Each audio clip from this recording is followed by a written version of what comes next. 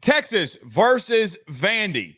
Now, if I would have told you in the beginning of the season that Texas and Vandy would be a ranked top 25 matchup, you would have thought that I was smoking. Now, what you probably thought I was smoking would vary. You would still believe that I'm very high, but nevertheless, we're here. Now, here's the truth. I said yesterday on my national show that I believe that Vandy was going to be ranked. Guys, I know these AP voters. I know how they think. I know how they act. And they want Vandy to be ranked. Vandy being 5-2, they're always going to do it. Good for Vandy, man. First time since 2017 that they've been ranked in a top 25 AP poll. Good for them. In reference to the game.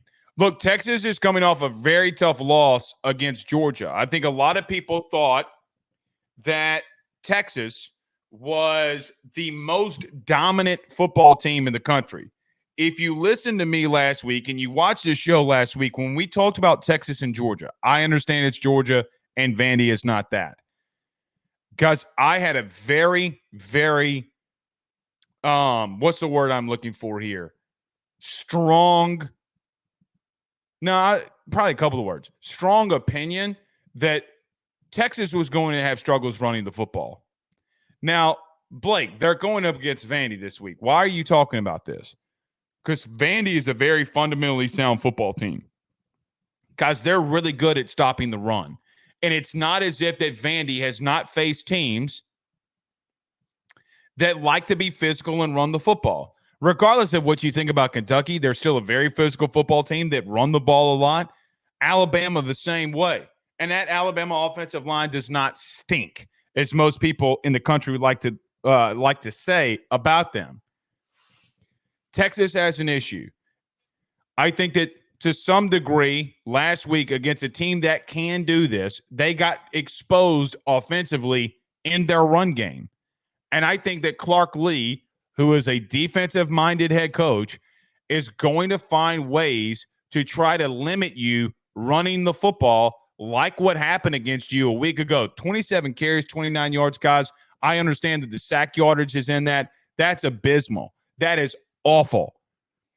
Those two injuries that you had in the preseason in the running back room are coming back to bite you in the rear end.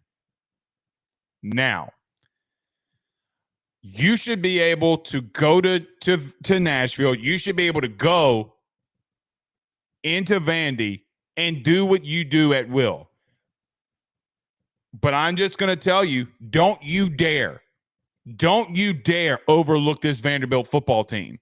Now, to new Texas fans in the SEC, let me just tell you of something that maybe that you're not familiar with. And you might have gotten humbled a little bit this past week. This is not the conference where you can overlook opponents. It's not. Because when you overlook opponents, that's when bad things start to happen. That's when you start losing football games. I do think that you're going to be able to respond, and your team should want to come out here and want to respond after what happened to you last week against Georgia. But Vandy makes you play fundamental football defensively. And I don't think defensively you were that bad given for what it's worth. But they are going to be 3 yards in a cloud of dust, and they have ironic enough, I got to say this, they have a playmaker at quarterback that's won big football games. You know, Diego Pavia last year at New Mexico goes into Auburn and upsets them. This year at home, Alabama gets upset. Now, Texas is a better football team, in my humble opinion, than Alabama, but I don't know that. And let me tell you why I don't know that. Guys, you had faced offensively some of the worst, and I'm talking about outright worst offenses in the country leading up to Georgia. And if you do not play fundamentally sound football, you are going to be in an outright dogfight against Vandy. Yes. Don't get this shit twisted. Do not get it twisted that a offense that predicates itself off of physicality, an offense that predicates itself on more of a spread triple option. Guys, they are going to run triple option principles. The way that they do it is they're going to either run it, pull it, or they're going to throw it in the flat, or they're going to hit a deep shot. If you do not play fundamentally sound football, Vandy is going to score on you, and they're going to keep this a close game. How do you respond? For Texas, you got to throw everything out of the window that's happened, even the Georgia loss. You got to throw it out of the window. Who are you? Who are you as a football team? One thing that worries me in this football game, Vanderbilt is 8th in the country in third down offense. And they have outcoached, they have out-schemed, and I get that they had a 10-point game last week to Ball State. Doesn't matter. The team lost to Georgia, Southern Georgia State, whichever one it was, and then turned right around and beat Bama. They don't care. What did they do? They're going to line up in 3 plays, make you make right decisions over and over and over again. And they are athletic enough to make things happen. Diego Pavia is just an outright playmaker. How do you limit him? You got to get after him. Teams that have had success against Vandy this year, they've gotten after him as him being a pure passer, and they have been fundamentally sound in every single area. Guys, last week for Vandy, they were fundamentally sound. Kentucky, they were fundamentally sound until they weren't in the second half, and Diego Pavia made them pay. Alabama, not once were they fundamentally sound. Guys, Vandy is going to go 3 yards in a cloud of dust on you and then start hitting some shots. And if you are lacking in any one area, this coaching staff is going to find it. I'm just going to tell you, man, this Vandy defense, looking on the other side of the football, this Vandy defense is not that bad. Guys, they're tied for 39th in the country in total defense. But let me get to this before we move on here. Which quarterback gives you the best chance to win if you're Texas?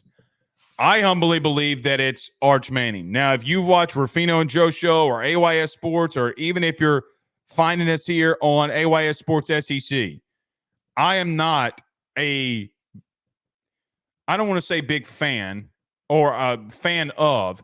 I do not believe that Quinn Ewers is as good of a quarterback as people make him out to be. I think he's about above average. I think Arch's ceiling vastly outweighs what Quinn Ewers is. I know last week that you went into the second half and you went back to Quinn Ewers and he had a couple of good drives.